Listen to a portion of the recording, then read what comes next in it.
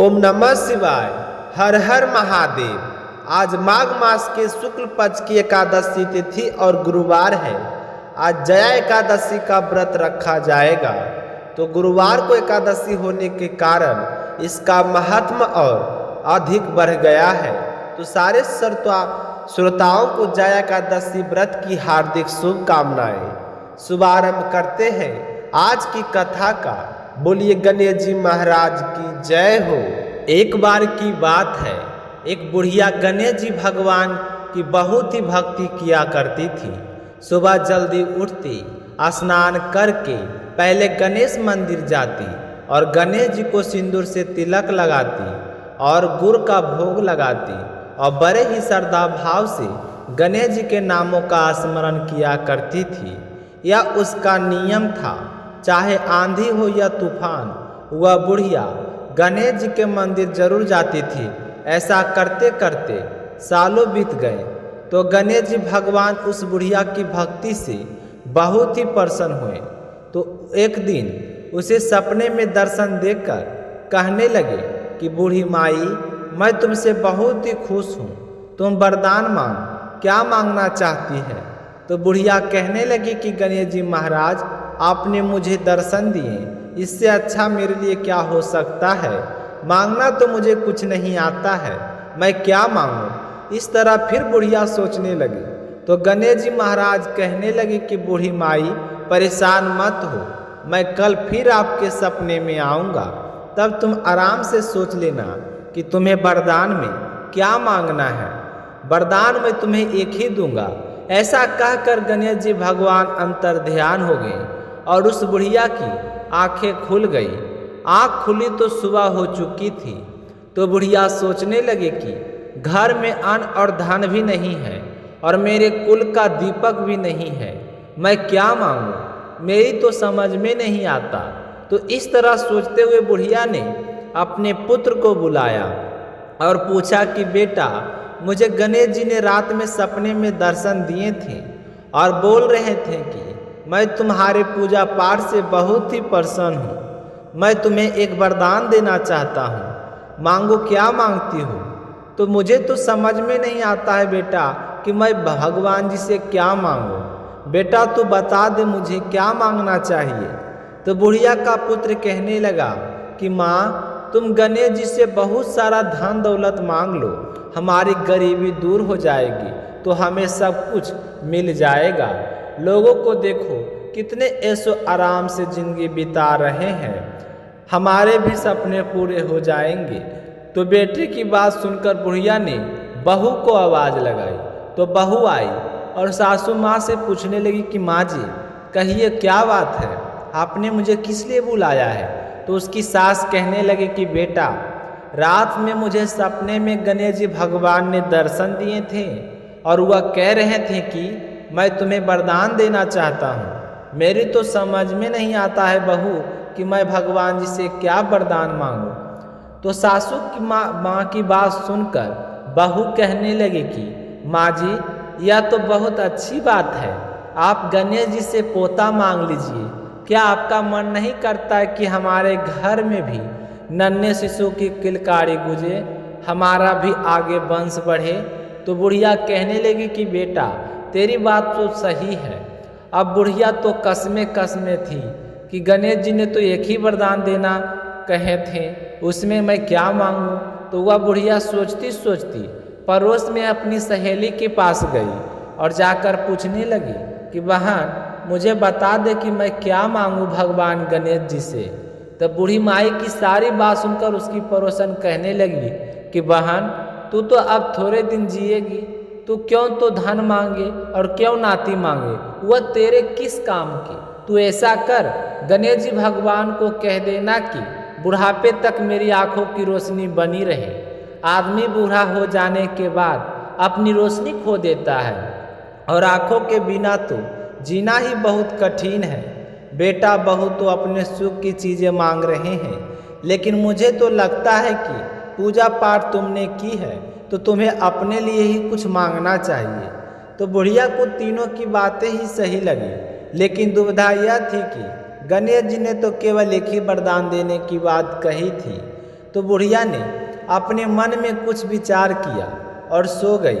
तो गणेश जी ने बुढ़िया को सपने में दर्शन दिए और कहा कि बूढ़ी माई वरदान मांगो। तो बुढ़िया कहने लगी कि प्रभु मुझे और कुछ नहीं चाहिए, मेरी तो एक ही इच्छा है कि मैं अपने पोते को सोने की थाली में सोने के चम्मच से भोजन करता हुआ देख सकूं। तो बुढ़िया की बात सुनकर गणेश जी मुस्कुराते हुए कहने लगे कि मैया तू तो बोल रही थी कि मुझे मांगना ही नहीं आता, लेकिन तूने तो मुझे ठग लिया। तूने तो एक ही वरदान में अपने लिए आँखें, धन और पोता तीनों चीज़ें मांग लिए। तो आँखें होगी तो दुनिया देख पाओगी, धन होगा तो पोता सोने की थाली में भोजन करेगा। तुमने तो बहुत ही चतुराई से एक ही वरदान में सारी चीज़ें मांग ली है। मैं तुम्हारी भक्ति और बुद्धिमानी से बहुत ही प्रसन्न हूँ बुढ़िया। जैसा तुमने वरदान मांगा है वैसा ही फल तुमको प्राप्त होगा। ऐसा कहकर गणेश जी भगवान अंतर्ध्यान हो गए और बूढ़ी माई को जैसा मांगा था वैसा भगवान सब कुछ दे दिए और बेटा भी खुश और बहू भी खुश। बेटा बहू को खुश देखकर बुढ़िया और भी ज़्यादा खुश हो गई। तो हे गणेश जी भगवान, जैसे आपने बूढ़ी माई को दिया उसी तरीके से जो भी आपकी इस कथा को सुन रहे हैं या सुना रहे हैं या जिनके पास शेयर किए हैं उनके भी सब खुशी देना। बोलिए गणेश जी भगवान की जय हो। पौराणिक काल की बात है, एक समय स्वर्गलोक में इंद्रदेव का राज था। वहाँ देवताओं के साथ साथ गंधर्व, अप्सराएं और किन्नर भी निवास करते थे। स्वर्ग में सदा आनंद, संगीत और नृत्य का वातावरण रहता था। इंद्रदेव के दरबार में एक प्रसिद्ध गंधर्व था पुष्पदंत, और एक अत्यंत सुंदर अप्सरा थी माल्यवती। दोनों को नृत्य और संगीत का अभिमान था। एक बार बसंत ऋतु के आगमन पर इंद्र सभा में भव्य नृत्य समारोह आयोजित हुआ, तो सभी देवता उपस्थित थे। उसी सभा में माल्यवती को नृत्य और पुष्पदंत को गायन करना था, लेकिन मंच पर आते ही दोनों एक दूसरे के सौंदर्य में इतने मोहित हो गए कि उनका मन भटक गया। नृत्य में ताल बिगड़ गई, गायन में स्वर टूट गया और इंद्रदेव को यह अशुभ भाव और अनुशासनहीनता अत्यंत अप्रिय लगी। तो क्रोधित होकर इंद्रदेव ने कहा कि तुम दोनों ने कला को भक्ति नहीं वासना बना दिया है। इसके दंड स्वरूप तुम स्वर्ग से निष्कासित होकर पृथ्वी पर पिशाच योनि में जन्म लोगे। यह सुनते ही दोनों भयभीत हो गए और इंद्रदेव के चरणों में गिरकर क्षमा याचना करने लगे। इंद्रदेव ने कहा कि अब जो होना है वह होकर रहेगा, लेकिन यदि पृथ्वी पर माघ मास की शुक्ल पक्ष की जया एकादशी का व्रत पूरी श्रद्धा से करोगे तो इस श्राप से मुक्त हो जाओगे। तो पृथ्वी पर पिशाच योनि श्राप के कारण पुष्पदंत और माल्यवती हिमालय के एक निर्जन क्षेत्र में पिशाच बन गए। ना भोजन का सुख, ना नींद की शांति, केवल भूख, पीड़ा और पछताव। एक दिन माघ मास की शुक्ल पक्ष की एकादशी आई। दोनों ने अपने पूर्व जन्म की बात स्मरण हो गई। उन्होंने निश्चय किया कि ना अन्न ग्रहण करेंगे, ना जल पिएंगे और ना ही किसी कष्ट देंगे। तो पूरी रात भगवान श्री विष्णु का स्मरण करते रहे और भूख और ठंड से शरीर कांप रहा था, फिर भी मन में अड़िग था व्रत का फल। जैसे ही एकादशी का सूर्योदय हुआ, आकाश से दिव्य प्रकाश प्रकट हुआ और भगवान श्री हरि विष्णु स्वयं प्रकट हुए और भगवान ने कहा कि हे पुष्पदंत और माल्यवती, तुमने सच्चे हृदय से जया एकादशी व्रत किया है। यह व्रत पिशाच, प्रेत, नरक और पापों से मुक्ति देने वाला है। क्षण भर में दोनों पिशाच रूप से मुक्त होकर दिव्य देह धारण कर स्वर्गलोक लौट गए। तो देवता ने पुष्प वर्षा की और इंद्रदेव भी उन्हें क्षमा प्रदान की। तो जया एकादशी का व्रत का महात्म्य भगवान विष्णु ने कहा कि यह व्रत भूत प्रेत बाधा से रक्षा करता है, पूर्व जन्म में भारी पापों का नाश करता है और अकाल मृत्यु और अपयश से बचाता है, मोक्ष का मार्ग प्रशस्त करता है। तो जो भी श्रद्धा से जया एकादशी का व्रत करता है उसके जीवन से भय, दरिद्रता और मानसिक कष्ट दूर हो जाते हैं।